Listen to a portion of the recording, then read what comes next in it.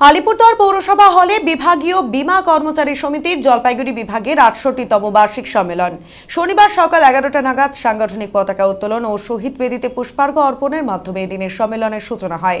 জানা গিয়েছে, এর আগে আলিপুরদুয়ার ইনডোর স্টেডিয়াম থেকে একটি মিছিলের আয়োজন করা হয়। মিছিলটি শহর পরিক্রমা করে আলিপুরদুয়ার পৌরসভা হলে এসে শেষ হয়। এরপরই সমিতির সম্মেলন শুরু হয়। ২৭ এবং ২৮শে সেপ্টেম্বর দুদিন ব্যাপী এই সম্মেলন চলবে।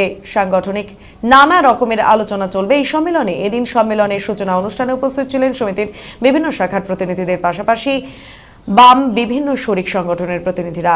সম্মেলনে উদ্বোধক এবং মূল বক্তা হিসেবে উপস্থিত রয়েছেন সংগঠনের সারা ভারত বীমা কর্মচারী সমিতির জয়েন্ট সেক্রেটারি ধর্মরাজ মহাপাত্র, উপস্থিত সমিতির জলপাইগুড়ি বিভাগের সভাপতি দেবব্রত অধিকারী সহ অন্যান্য নেতৃত্বরা।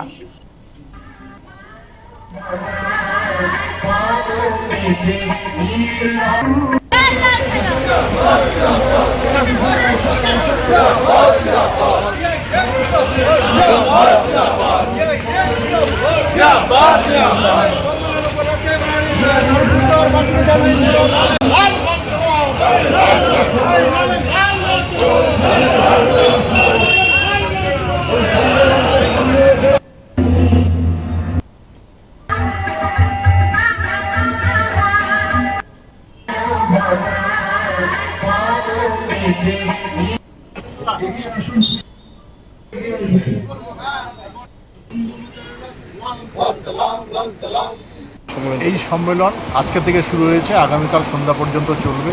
এই সম্মেলন উপলক্ষ করে উত্তরবঙ্গের 7টি জেলা এবং সিকিম রাজ্য থেকে প্রায় 200 জন প্রতিনিধি দর্শক, এলআইসির কর্মচারী, অল ইন্স্যুরেন্স এমপ্লয়িজ অ্যাসোসিয়েশনের সদস্য তারা উপস্থিত হয়েছেন। আমাদের সর্বভারতীয় নেতৃত্ব বললেন যে সর্বভারতীয় স্তরে বেশ কিছু দাবি আমাদের আছে। এলআইসিকে রাষ্ট্রায়ত্ত সংস্থা হিসেবে রক্ষা করা, এলআইসির ওপরে যে প্রিমিয়ামের ওপরে যে জিএসটি বসানো আছে 18%, সেটাকে প্রত্যাহার করা। সেই আন্দোলনের ক্ষেত্রে আমরা কিছুটা অগ্রসর হয়েছি উনি বললেন। পাশাপাশি আরও কিছু ইস্যু আছে, যেমন হচ্ছে এলআইসিতে সর্বস্তরে বেশ কিছু স্থায়ী কর্মচারী নিয়োগের ক্ষেত্রে আমাদের দাবি আছে।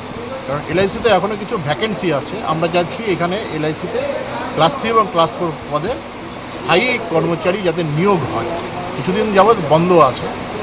এটার মধ্য দিয়ে আমরা যেটা চাইছি যে পলিসি হোল্ডারদের, প্রায় 30-40 কোটি পলিসি হোল্ডার আমাদের দেশে আছে, তাদের সার্ভিসিং আরও কী করে বেটার দেওয়া যায় সে বিষয়ে আমরা এখানে আলোচনা করব। আমাদের কর্তৃপক্ষ নতুন নতুন প্রযুক্তি আনছে পলিসি হোল্ডারদের আরও বেশি সার্ভিসিং দেওয়ার জন্য। আমরা কর্তৃপক্ষের এই প্রক্রিয়াকে সহযোগিতা করছি। পাশাপাশি আমরা বলছি যে পলিসি হোল্ডারদের আরও বেশি ভালো করে সার্ভিসিং দেওয়ার জন্য কি করা যায়।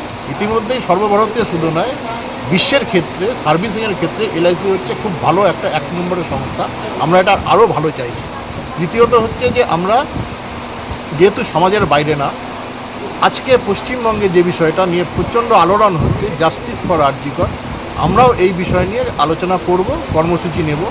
গত 14 তারিখ থেকে 14ই আগস্ট থেকে যে সমস্ত কর্মসূচি হয়েছে আমাদের জেলায়, আমাদের রাজ্যে, আমরা বীমা কর্মচারী হিসাবে সেখানে অংশগ্রহণ করেছি।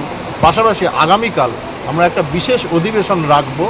সংগ্রামী ডাক্তার যারা আছেন তাদের প্রতিনিধি, আলিপুরদুয়ারের প্রখ্যাত চিকিৎসক, তাকে আমরা ডেকেছি। তার কাছ থেকে শুনবো আন্দোলনের কারণটা কী, আন্দোলনের ভবিষ্যৎ কী, এবং সেই হিসাবে আমরা কর্মসূচি নেব। পাশাপাশি আমরা বেশ কিছু সামাজিক কর্মসূচি এখান থেকে নেব।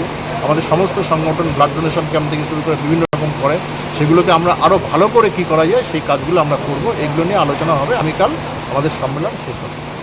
আপনার নাম আর পরিচয়? আমার নাম সৈকত চৌধুরী, বিভাগীয় বীমা কর্মচারী সমিতি জলপাইগুড়ির সাধারণ সম্পাদক। এই সম্মেলন